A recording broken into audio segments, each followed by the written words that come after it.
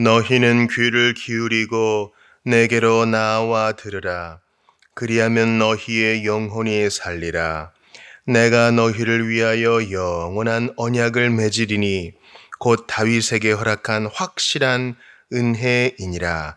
아멘. 하나님의 말씀입니다. 하나님께 감사합니다.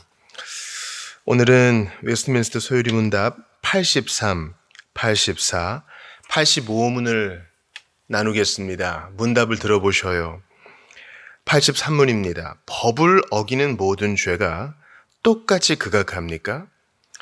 어떤 죄들은 그 자체로, 또 죄를 더욱 악화시키는 몇몇 이유 때문에 하나님 보시기에 다른 죄들보다 더 극악합니다.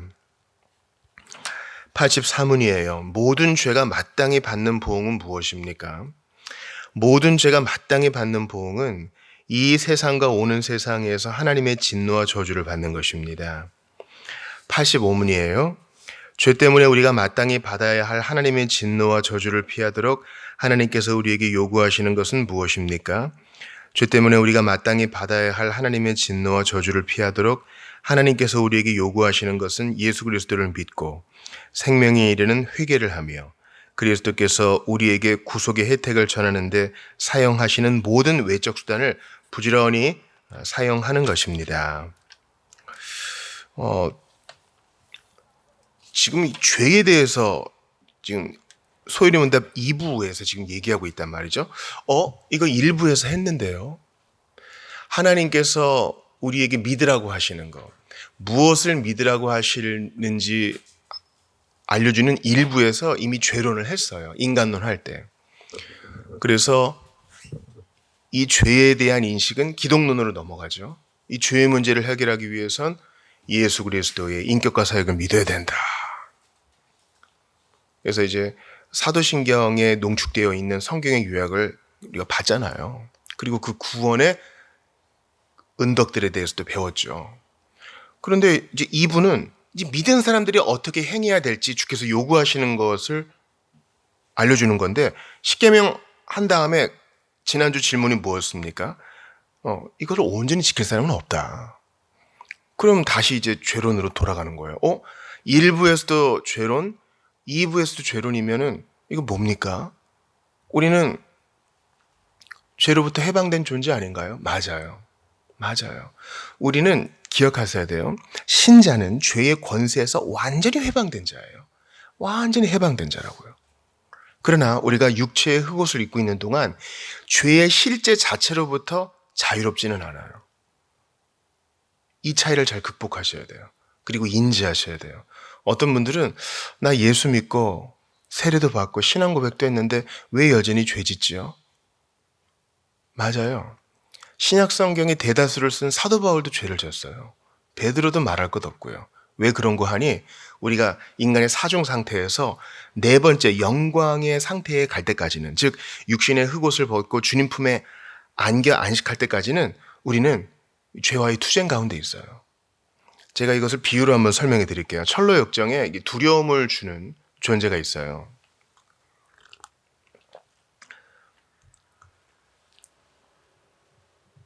본향을 향해 나아가는 크리스찬이 사자를 봅니다. 너무 무서워요.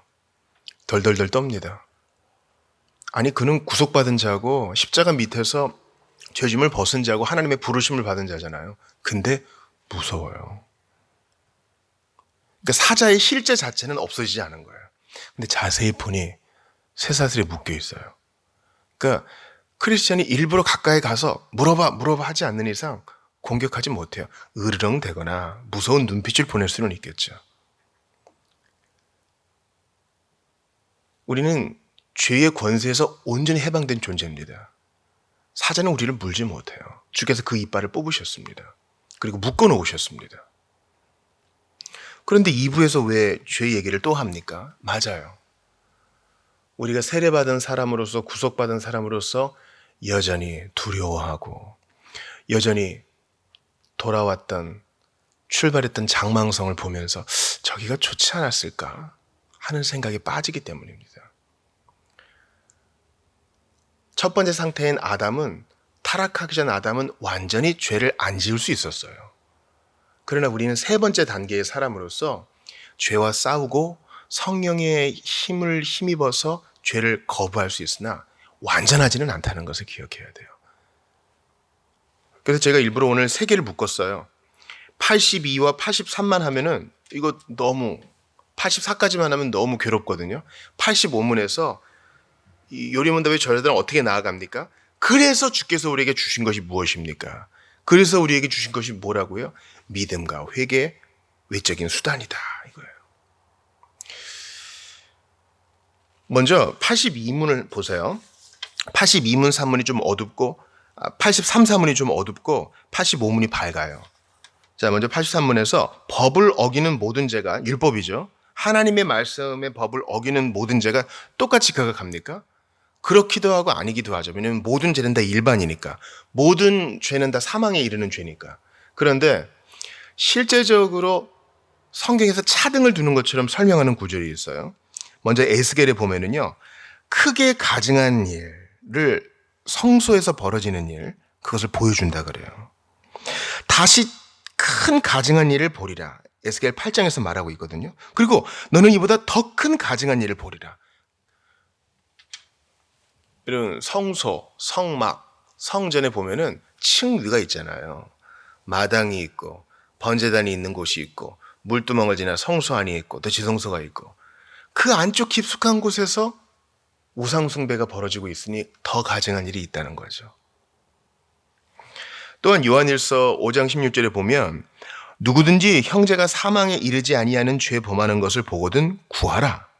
그리하면 사망에 이르지 아니하는 범죄자를 위하여 그에게 생명을 주시리라. 그러면서 우리 복음주의에서 잘 안 다루는 구절이 나와요. 요한일서 5장 16절에 사망에 이르는 죄가 있으니 이에 관하여 나는 구하라 하지 않노라. 이게 성경에 있어요. 사망에 이르는 죄. 그러니까 다른 죄들보다 더 극악한 죄가 있다는 거죠. 이 죄가 뭡니까? 맞아요. 반복적으로 복음을 거부하는 거. 우리 신약성경에 보면 알고도라는 말이 많이 나와요. 알고도. 예수님 공생의 기간에 예수님으로부터 직접 나오는 하나님으로부터 나오는 그 입술의 음성, 복음의 선포를 듣고도 그래서 알고도 예수를 거부하는 거예요.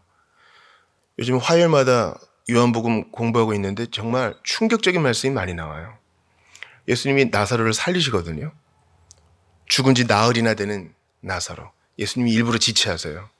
그래서 돌문 굴려라, 문 열어라 그러자 사람들이 예수님 죽은 지 나흘이나 돼서 썩은 내 납니다. 문 열어라. 그래서 나사로를 불러내 살리세요. 이 말은 예수님이 생명을 주관하는 참신 하나님이시라는 걸 나타내요. 그러면 믿어야 되잖아요. 증거가 분명하잖아요. 이전까지는 뭐 소경 듣게 해주고 안 못 보는 자 보게 해주고 나병 걸린 자 낫게 해주고 중풍병자 일어나게 해주고 근데 죽은 자를 살리는 건 다른 차원의 이적이잖아요. 그럼 믿어야지. 이사야와 에스겔이 예언한 분이 바로 이분 아니에요? 근데 그 시로 나사로를 살린과 동시에 대제사장들이 모여서 어떻게 회의합니까? 바로 그 사건을 기점으로 죽이기로 모의하니라 그래요. 이게 무슨 반이성적인 행동이에요? 맞아요. 이게 바로 요한일서 5장이 말하는 사망에 이르는 죄를 말하는 거예요. 아니 구약 성경을 끼고 사는 사람들이 분명한 증거가 있는데 고집을 피우면 안 믿어. 그런 거예요. 그러니까 우리가 복음 앞에서 슬픔을 느끼고 내가 죄인임을 인정한다면 우리는 요한일서 5장 16절과 상관없어요. 복음을 의지적으로 거부하는 자. 이게 바로 극악무도한 죄라는 거예요. 시편 78편 한번 읽어드릴게요. 자, 사망에 이르는 죄에 대해서 시편 기자가 이렇게 말해요. 그들은 계속해서가 중요해요. 반복적으로 계속해서 하나님께 범죄하여 메마른 땅에서 지존자를 배반하였도다. 이러함에도 그들은 여전히 범죄하여. 안 믿는 거예요. 최고의 범죄는 여러분 안 믿는 거예요. 무슨 뭐 살인과 간음을 계속 반복적으로 짓는 행위적인 게 아니라 불경건을 계속 의지적으로 누르는 거예요. 증거를 보고도. 여전히 범죄하여 그의 기이한 일들을 믿지 아니하였으므로. 이게 최고의 범죄라 그랬어요. 그러나 그들은 지존하신 하나님을 시험하고 반항하여 그의 명령을 지키지 아니하며. 그러니까 이 죄로부터 자유로운 자가 아무도 없다는 겁니다. 이건 신자인 나에게도 해당돼요. 나는 입에 이런 말이 붙었어요. 아, 죽겠다. 아, 너무 힘들다. 아니, 주님 계신데 무슨 죽음이며 주님이 도와주시는데 뭐가 힘들어요? 믿음 없는 얘기가 장착돼 있어.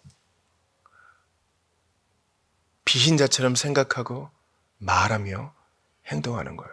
이 죄로부터 누구도 자유로울 수 없어요.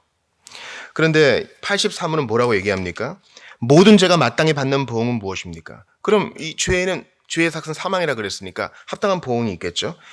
이 세상과 오는 세상에서 하나님의 진노와 저주를 받는 것입니다. 물론 신자는 모든 죄를 가림을 받았기 때문에 여기와 상관없죠. 그러나 이 죄는 우리에게 아픔을 주어요.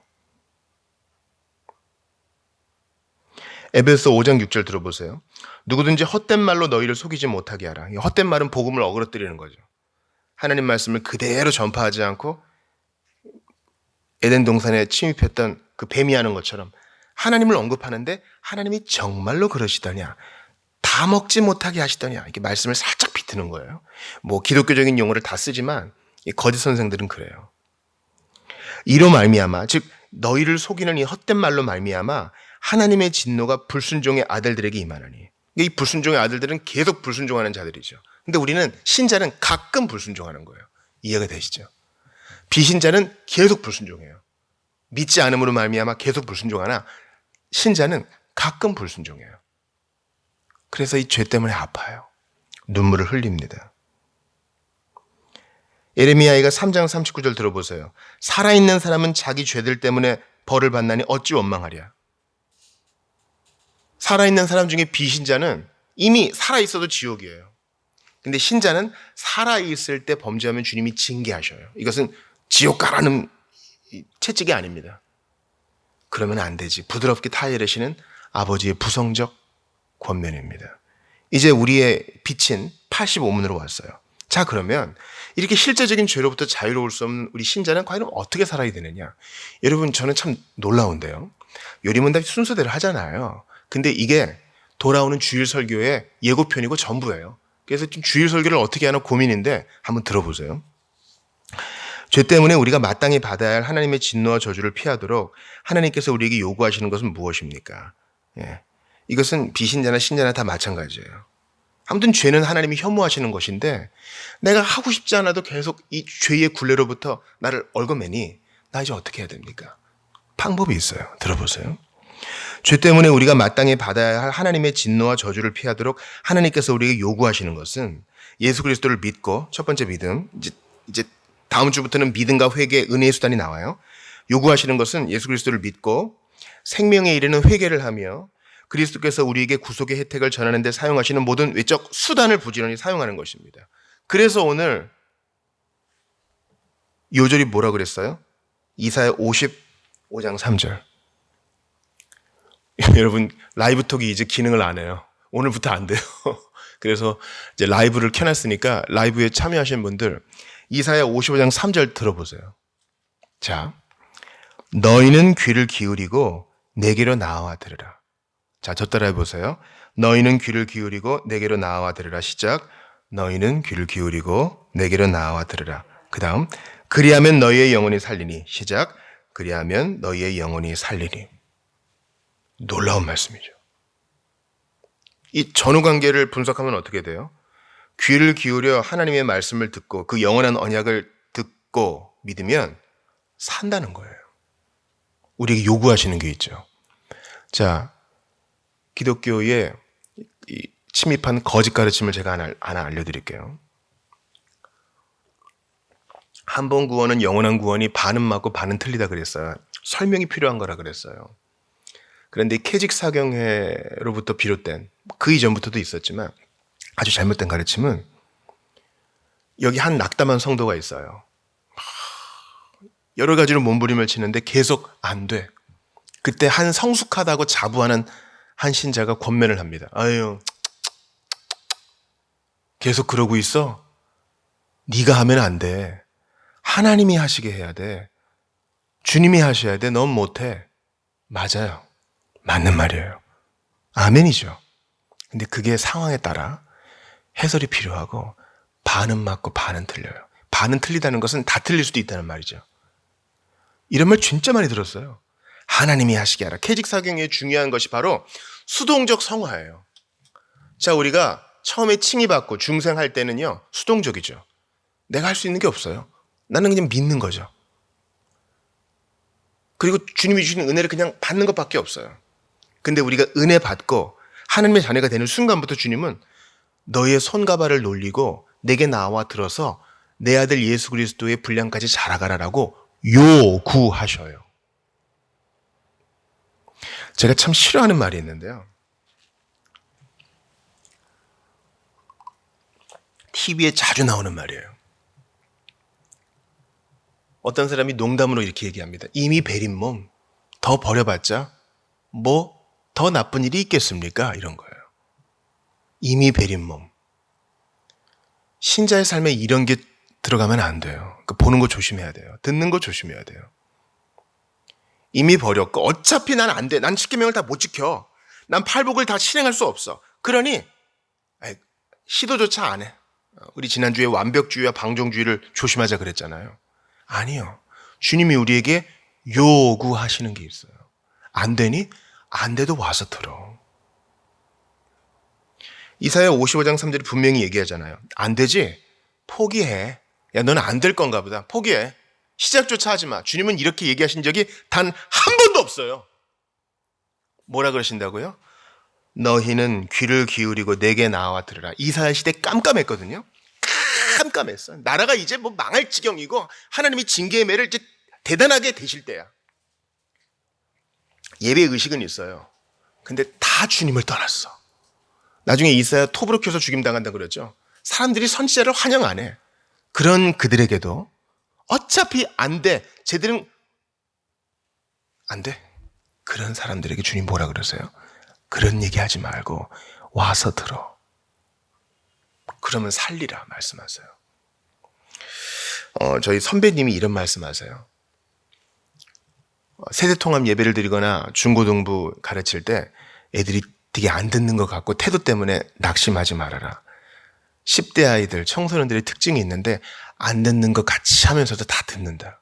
그러니 그들의 반응에 휘둘리지 말고 계속 복음을 전하라. 그런 말씀하는 거예요. 맞아요.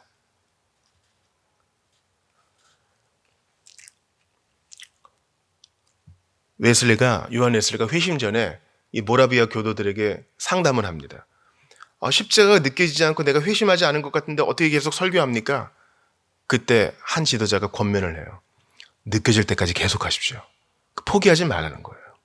계속 은혜 안에 거하라는 뜻이죠. 돌아오는 주일에 11월 첫째 주일 예배죠. 이제 구약의 순서에 따라 룻기 2장을 다뤄요. 룻기는 4장까지 되어 있는데 2장에는 무슨 내용이 있는 줄 아시죠? 이제 룻이 시어머니 나오미를 따라서 유다 베들레헴에 왔습니다. 나는 내 모압의 우상을 버리고 참 하나님, 우리 시어머니의 하나님, 내 죽었던 남편의 하나님, 내 돌아가신 시아버지의 하나님께로 돌아왔습니다. 은혜의 하나님께 왔으니 이제 알아서 해주세요. 하고 가만히 있지 않았어요. 그녀는 수단을 사용했어요. 어떤 수단이요? 약속의 수단. 신명기에서 가난한 자들을 위해서 이삭 줍지 말아라. 그거 다 주워가게 해라.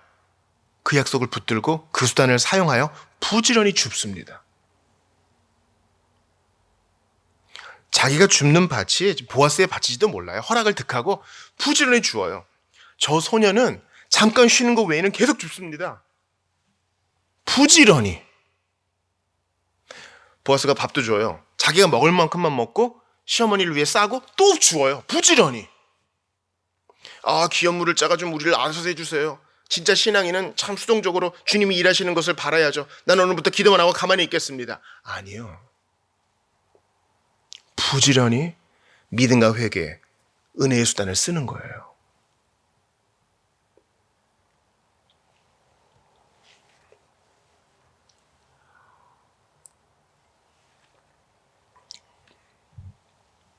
주님께서는 내가 다 한다. 분명히 그렇게 말씀하셨어요. 내가 한다. 넌 못해. 내가 한다. 이게 모노지즘이죠. 하나님 혼자 하시는 거예요. 그런데 어떻게 주님 혼자 하시느냐? 어떻게 주권적으로 주님이 하시느냐? 수단을 통해서 하세요. 여러분 따라해 보세요. 수단을 통해서. 수단을 통해서. 우리가 죽어서 다 천국 가고 아니면 살아있을 때 주님 재림하시면 우리 신자들 다 만날 거예요. 보편교회 성도들 다 만날 거예요. 가서 인터뷰해 보세요. 어떻게 여기 오게 됐습니까? 모든 사람이 다 믿음과 회개를 통해 주 예수 그리스도를 향한 믿음과 죄에 대한 회개를 통해 여기 왔다. 다 똑같이 말할 거예요. 은혜로 여기 왔다. 다 똑같이 말할 거예요. 은혜를 받긴 받았는데 믿고 회개했다. 안 그런 사람이 하나도 없어요. 사도행전 20장 21절 들어보세요. 유대인과 헬라인들에게 하나님께 대한 회개와 우리 주 예수 그리스도께 대한 믿음을 증언한 것이라. 이게 바로 복음의 요약이에요. 하나님께 대한 회개와 예수님께 대한 믿음을 전한 것이 사도 바울의 복음의 요체예요. 다시 십계명과 팔복으로 돌아옵시다. 바로 우리 전까지 십계명을 봤잖아요. 살인하지 말라, 간음하지 말라, 이 마음의 문제, 탐욕 못해요. 아니 못 지킬 걸 이렇게 요구하십니까? 하나님 참 너무하십니다가 아니라 넘어졌니? 다시 일어나서 믿음과 회개로 내게 와. 내가 도와줄게.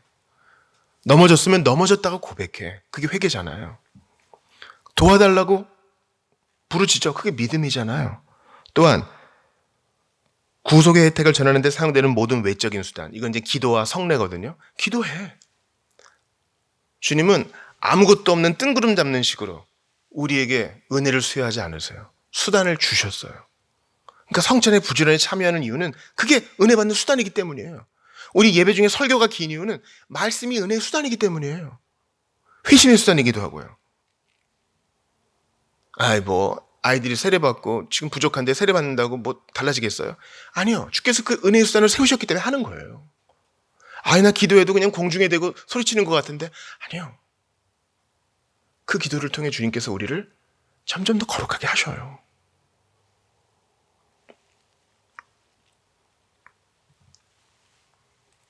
여러분께 잠언 2장 1에서 5절을 읽어드립니다. 잠언도 성경 66권 영감된 하나님 말씀이세요. 잘 들어보세요. 내 아들아, 네가 만일 나의 말을 받으며, 받는다는 말은 진짜로 마음에 새긴다는 거죠. 받으며 나의 계명을 네게 간직하며 네 귀에 지혜를 기울이며 내 마음을 명철에 두고 지식을 불러 구하며 명철을 얻으려고 소리를 높이면, 기도죠. 수단을 쓰는 거예요. 지혜가 알아서 오겠지 뭐. 때가 되면 깨닫겠지. 여러분, 때가 되면 애들이 깨닫는다고 지금 마음대로 놀아 그러겠어요? 그래도 부모는 나름대로 잔소리도 하고 권면도 하고 선생님은 그러는 거 아니에요? 그러면 은을 구하는 것 같이 그것을 구하여 감추어진 보배를 찾는 것 같이 그것을 찾으면 가만히 있지 말라는 거예요. 수단을 쓰라는 거예요. 찾고 찾으면 만나주겠다고 하셨잖아요. 문이 열릴 거라 그러셨잖아요. 여호와 경외하기를 깨달으며 하나님을 알게 되리니.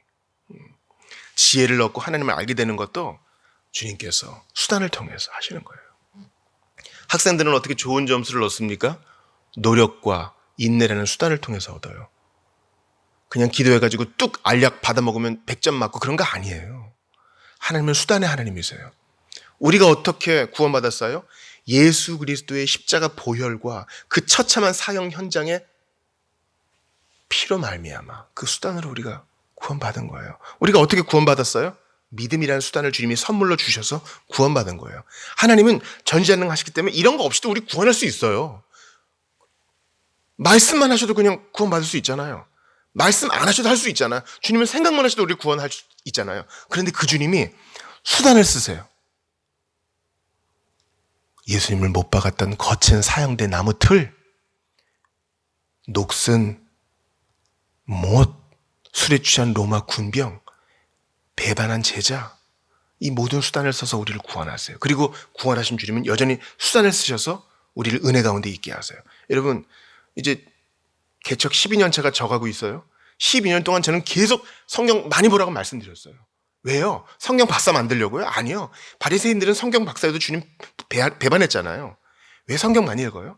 말씀이 은혜의 수단이기 때문에 그런 거예요. 지금은 감동이 없어도 이게 차곡차곡 쌓여서 위기의 때에 딱 드러난다니까요.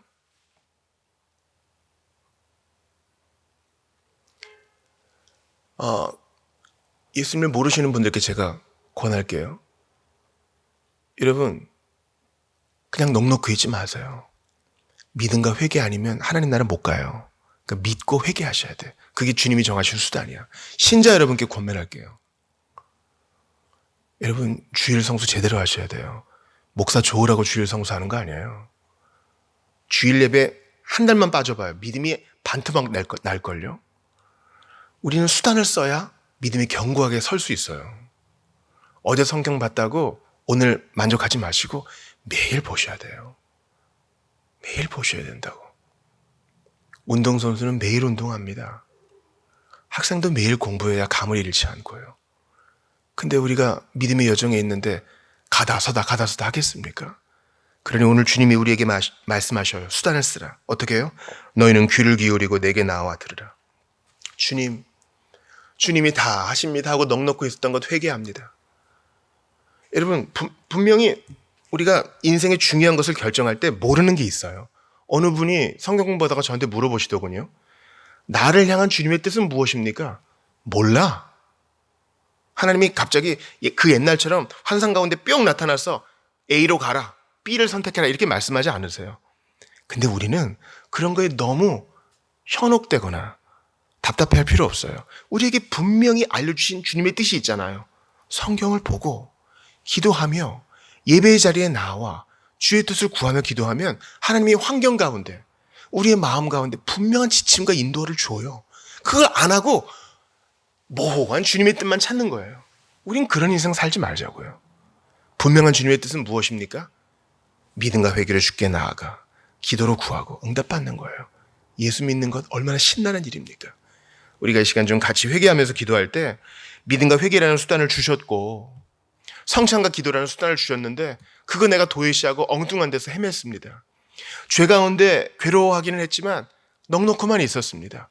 나와 구하면 용서하시고 나와 잘못했습니다 고백하면 사유하시고 안아주시는데 넉넉히만 있었습니다. 우리에게 허락하신 수단을 100% 활용하고 부지런히 지혜를 구하는 사람처럼 주께 나아올 수 있도록 도와달라고 주신 말씀 붙들고 한번 같이 기도하겠습니다.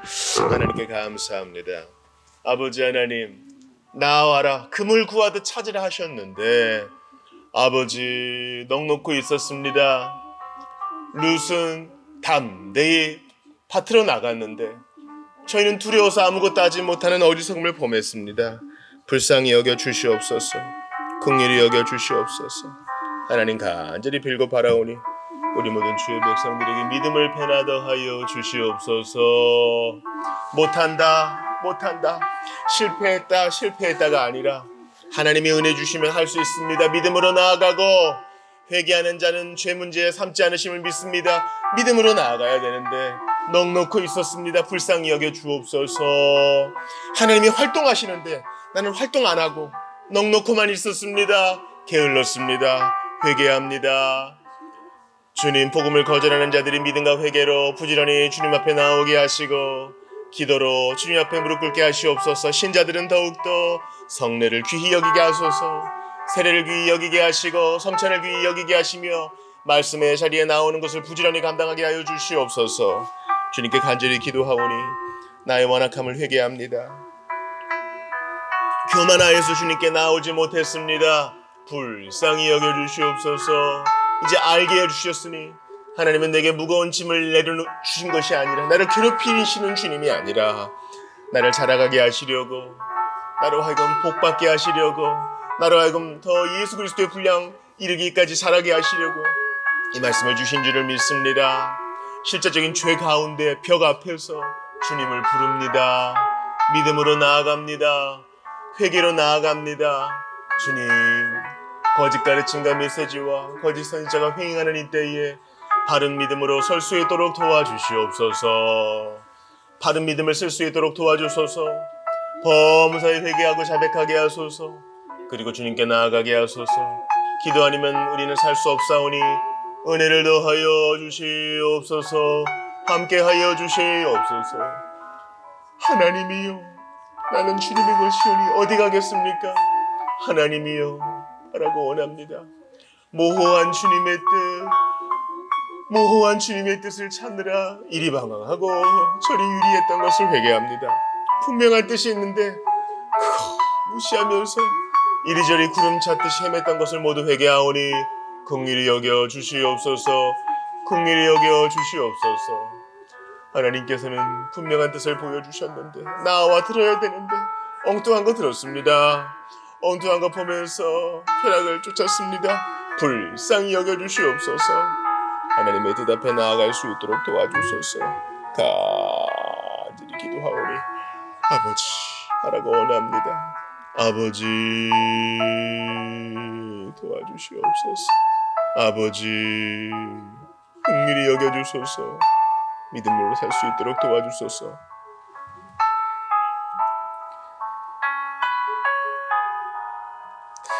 우리 한 번 더 기도합시다.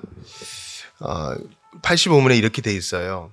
그리스도께서 우리에게 구속의 혜택을 전하는데 사용하신 모든 외적 수단을 부지런히 사용하는 것입니다. 주님 부지런할 수 있도록 도와주소서. 마가복음 1, 2장에 보니까요, 예수님은 안식일 하루 동안 조금도 쉬지 않으시고 계속 고치시고 사람 만나시고 가르치셔요. 부지런의 본을 보이셨어요. 그리고 다음날 또 새벽에 기도하십니다. 우리도 부지런할 수 있도록 도와주십시오. 일중독이 되라는 말이 아니라 주님을 위해, 또 우리가 주님 만날 날이 점점 가까워지고 있잖아요. 부지런히 수단들을 잘 활용하는 우리 될 수 있도록, 나의 신세를 한탄하거나 사람들을 원망하거나 세상을 향해 분노를 터뜨리는 데 시간을 허비하지 말고 내게 주신 분명한 뜻을 좇고 믿음과 회개로 나아가며 은혜의 수단을 잘 활용하는 데 부지런할 수 있도록, 분명한 주의 뜻을 쫓는 데 부지런할 수 있도록 다시 한번 주신 말씀 붙들고 기도합시다. 예수님 닮기를 원합니다. 참으로 게으를 때가 많았습니다. 아버지 하나님, 분명히 똑같이 24시간을 주셨는데 세상을 원망하고 또한 엉뚱한 사람에게 비난의 화살을 돌리면서 주님, 안 봐도 될 것들에게 마음을 쏟고 안 들어도 될 것에 마음을 쏟고 그렇게 시간을 허비했던 것을 모두 회개합니다. 부지런해야 되겠습니다. 주님, 낮일 동안에 루시 부지런히 나다를 줍고